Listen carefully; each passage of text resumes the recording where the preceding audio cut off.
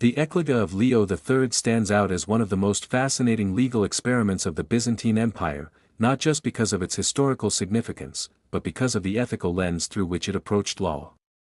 Issued in 726 CE under Emperor Leo III, this codification marked a decisive shift from the older Roman legal traditions toward a more socially conscious legal framework, one that attempted, at least rhetorically, to consider the interests of the poor and the socially vulnerable.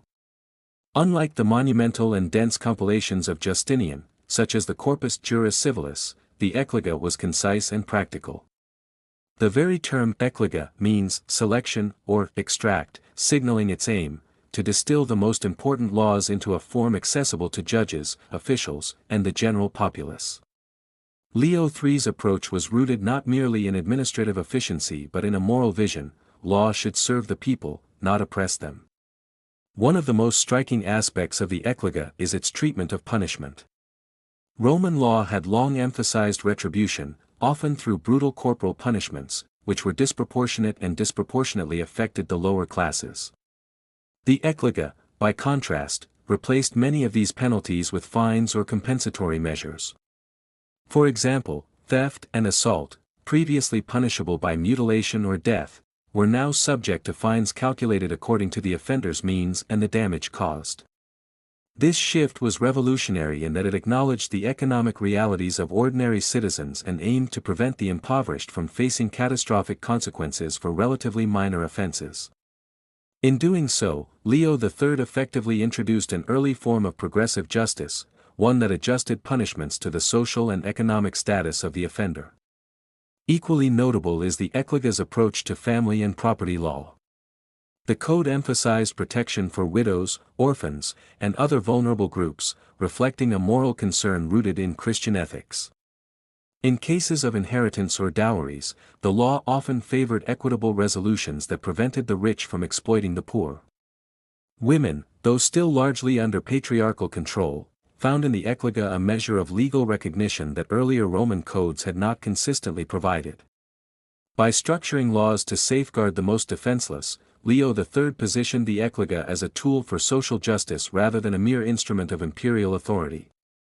Religious and ethical norms also played a crucial role in shaping the Ecloga. Leo III was deeply concerned with moral conduct, reflecting both the Christian ethos of the Byzantine state and his own personal convictions. Crimes such as adultery or blasphemy were punished not just for their societal disruption but for their perceived moral violation. At the same time, the code balanced morality with mercy: capital punishment was limited, and corporal punishment was softened. The Ecloga thus represents a deliberate attempt to harmonize justice with Christian morality, a legal vision that emphasized correction over vengeance. The procedural reforms of the Ecloga further underscore its populist character. Court processes were simplified, and judges were encouraged to act not merely as enforcers of the law but as guardians of social order. The code sought to reduce corruption and bureaucratic complexity, ensuring that justice could reach all layers of society, not just the elite who could afford skilled advocates or navigate labyrinthine legal procedures. However, the Ecloga was not merely a humanitarian project, it was also deeply political. By enacting reforms that benefited the lower classes, Leo III strengthened his legitimacy as a ruler. The Byzantine Empire, with its complex hierarchy and frequent internal unrest, required not just military and administrative skill but also the perception of justice and moral authority. The Ecloga allowed Leo III to project an image of a ruler who was attentive to the welfare of all subjects, thereby reinforcing loyalty to the throne and mitigating social tensions. Despite its innovations, the Ecloga was also criticized by some contemporaries and later legal historians for oversimplifying certain aspects of Roman law.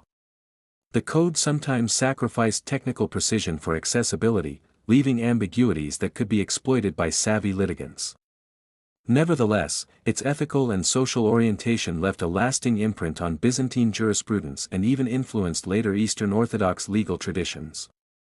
By privileging fairness, moderation, and social protection, the Ecloga set a precedent for legal codes that consider both law and morality, justice and compassion. In sum, the Ecloga of Leo III can be understood as a bold experiment in socially conscious governance. It sought to humanize law, protect the poor, and reconcile justice with morality, all while reinforcing imperial authority.